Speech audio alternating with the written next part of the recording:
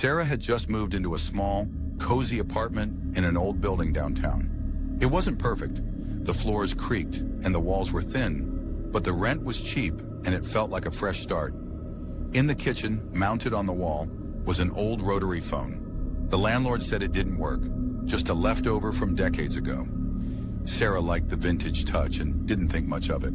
Her first night passed without a hitch, but on the second night, just as she was drifting off to sleep, the phone rang. It wasn't her cell phone. It was the rotary phone. The harsh, mechanical ring echoed through the apartment. Sarah sat up, heart racing. That phone wasn't supposed to work.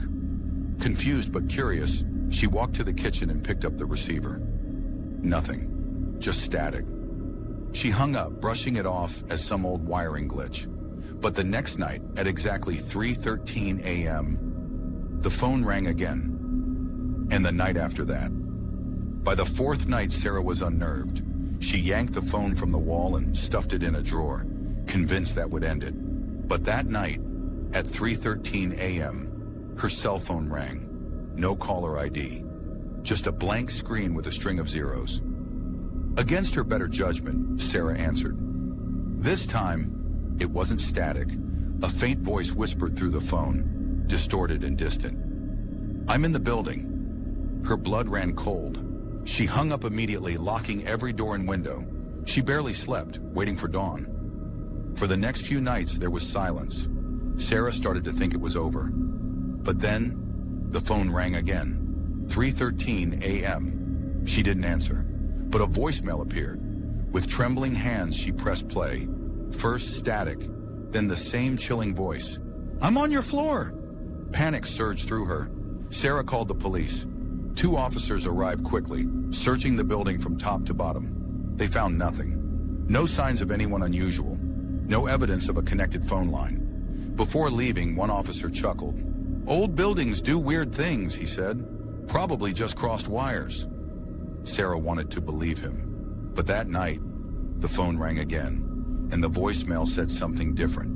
"I'm in your apartment." Sarah's breath caught in her throat. She barely had time to react. The message had just ended when she heard it. The soft creak of a floorboard. Not from the hallway, inside the apartment.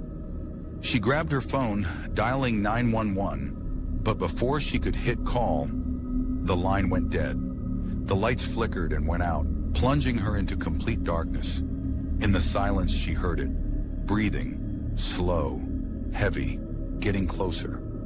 Sarah backed into a corner, her eyes straining to see. But there was nothing, just the sound of footsteps, inching closer.